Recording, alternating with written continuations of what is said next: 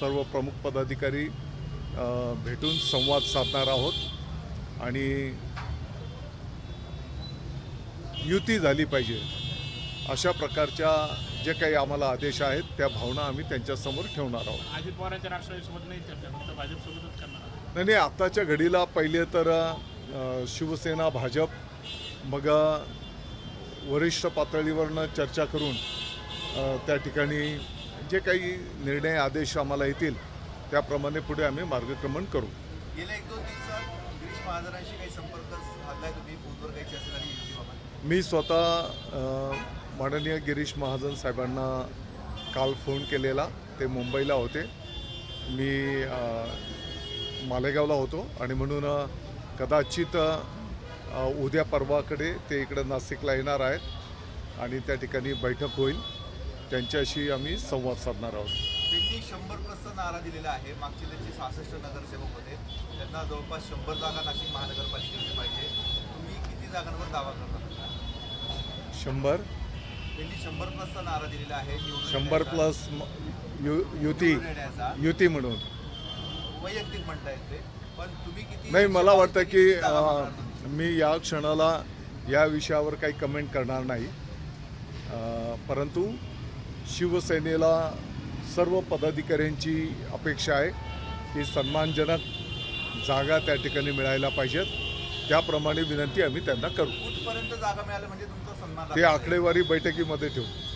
आता आपल्याकडे 35चा आकडा आहे नगरसेवकांचा, 35 तरी जागा भेटायला पाहिजे.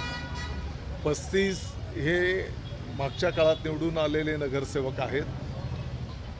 दुसऱ्या स्थानावर 23 ते 25 नगरसेवक होते आणि याच्या व्यतिरिक्त जवळपास 13च्या पुढे नगरसेवक दुसऱ्या पक्षातून आलेले आहेत.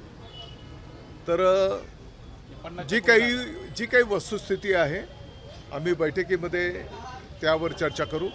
शेवटी दिलेला उमेदवार निवडून येणं हा एक प्रमुख विषय त्या ठिकाणी असणार आहे.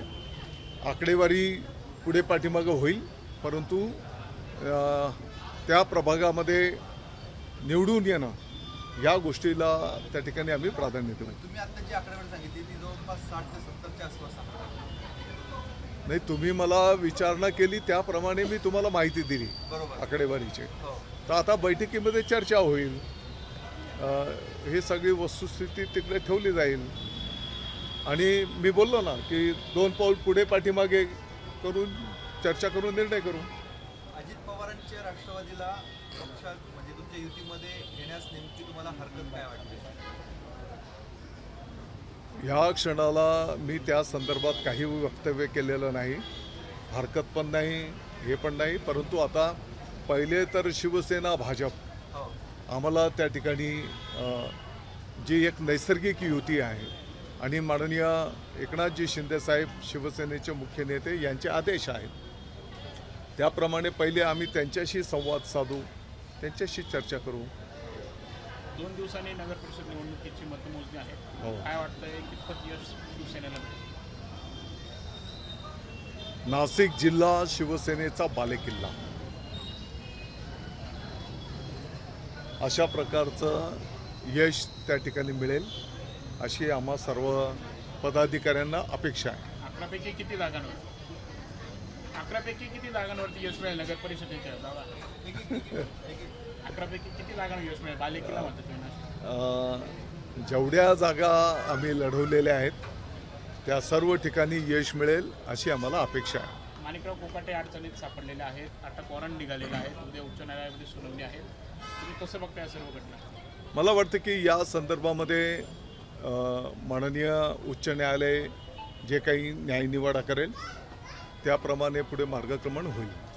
दादा, पण शिक्षा झाली तरी देखील राजीनामा दिला जात नाहीये. आता पण आपल्या सरकारकडनं फक्त त्यांचे खाते काढण्यात आलेली आहे.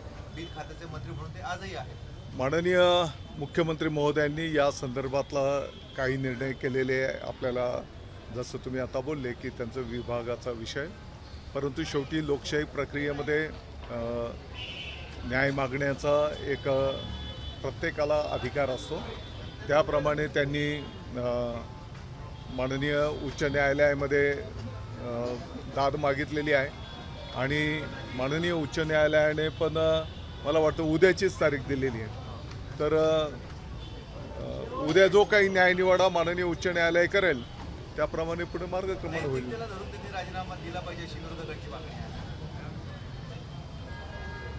नंतर सुनील केदारांचा तात्काळ निर्णय देखील झाला, असं इकडे काय नाही, असं संजय राऊतांनी देखील प्रश्न केला. संजय राऊतांना जेव्हा ते एक बोट समोरच्याकडे दाखवतात तर 3 बोटं त्यांच्याकडे पण असतात.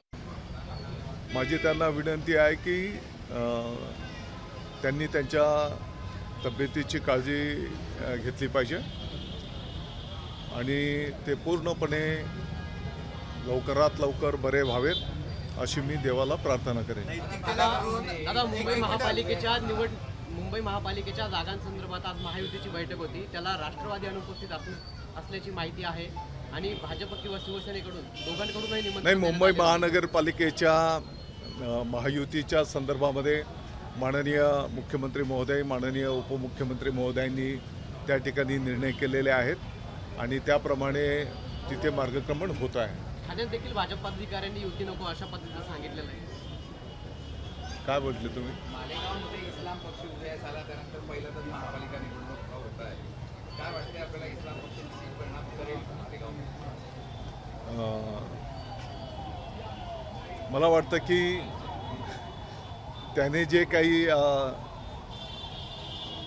राष्ट्रीय काय आघाडी काय नामकरण केलेलं आहे आणि त्याचं शॉर्ट फॉर्म तो प्रत्येक शब्दाचा अर्थ घेतला की तो काय इस्लाम होतो.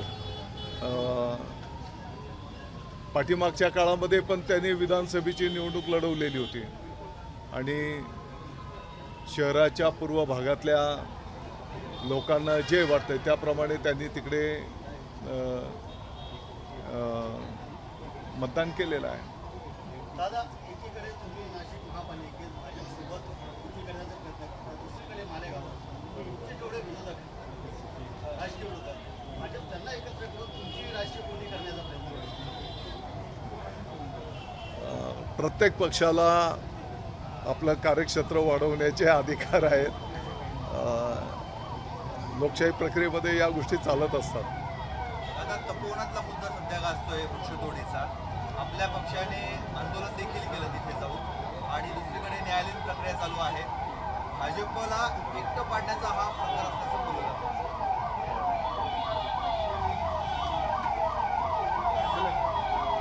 ॲम्ब्युलन्स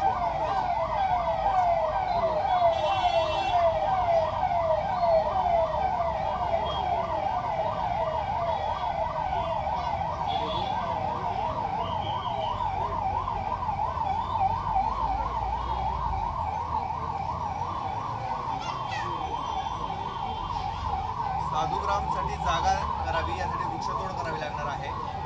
एका बाजूला पर्यावरणप्रेमी आहेत, दुसऱ्या बाजूला सरकार आहे आणि आपला पक्ष नाही. बघा, साधुग्रामच्या जागेवर ज्या पद्धतीने मोठ्या प्रमाणात वृक्ष आहेत, मला वाटतं की आम्ही पहिल्या दिवसापासनं त्या ठिकाणी स्पष्टपणे भूमिका शिवसेनेच्या माध्यमातून घेतलेली आहे. शक्यतो वृक्षतोड होणार नाही याची काळजी त्या ठिकाणी घेतली गेली पाहिजे. अगदीच 2-4 वृक्ष की बाबा त्याशिवाय काही पर्यायच नाही असं जर असेल ती व्यवस्था करत असताना, तर आपण त्यांचं त्याच परिसरामध्ये रिप्लांटेशन पण करू शकतो आणि आणखी मोठ्या प्रमाणात वृक्ष लागवड करणं या पद्धतीचं मार्गक्रमण असलं पाहिजे. अशा प्रकारची भूमिका शिवसेनेच्या माध्यमातून पहिल्या दिवसापासूनच घेतलेली आहे. आपण वृक्षतोडीच्या बाजूने आहात, विरोधात आहात, हे स्पष्ट बोललो ना. आपल्या पक्षाने आंदोलन केलं. ते वृक्ष त्या ठिकाणी टिकले पाहिजेत. किंबहुना आणखी मोठ्या प्रमाणात वृक्ष लागवड आपण नुसतं नाशिकच काय सगळीकडे करण्याची आवश्यकता आहे. दादा, कुंभमेळ्यासाठी जो रिपोर्ट तयार केला जातोय तो MSRDCच्या माध्यमातून आणि NHAच्या माध्यमातून, तर काय केलं जाणार आहे आणि त्यासाठी टोल लागणार असं म्हटलं जातं? नाही, मला वाटतं की यापूर्वीच्या काळामध्ये जेव्हा MSRDC विभाग आपल्या नाशिकवर जबाबदारी होती तर साधारणपणे 2 अलाइनमेंट त्या ठिकाणी प्रस्तावित होत्या. त्यातल्या त्यात मोठ्या प्रमाणात नुकसान होणार नाही आणि भविष्याच्या नाशिकच्या विकासाच्या दृष्टिकोनातून एक हॉरिझॉन्टल डेव्हलपमेंट पण कशी करता येईल, त्यातल्या त्यात बाहेरचा माणसाला जर बाहेरच जाणं सोयीचं होईल अशा प्रकारच्या 2 अलाइनमेंट आपण त्या ठिकाणी प्रामुख्याने केलेल्या होत्या. भूसंपादन पण मोठ्या प्रमाणात करावं लागणार नाही, कोणाचं जास्ती नुकसान पण होणार नाही, अशा प्रकारचा निर्णय त्या काळात केलेले होते. पण हे टोल आकारला जाणार आहे का? नाही तसं प्रस्तावित आहे की टोल नाही वर्ष नेत्यांनी युतीसाठी तुम्हाला सांगितलेलं आहे, परंतु स्थानिक पदाधिकारी तयार आहेत का युतीसाठी? नाही, मी सांगितलं ना की आम्हाला शिवसेनेला अपेक्षित असलेल्या जागा त्या ठिकाणी मिळाल्या पाहिजेत, अशा प्रकारची भावना आमच्या सर्व पदाधिकाऱ्यांची आहे.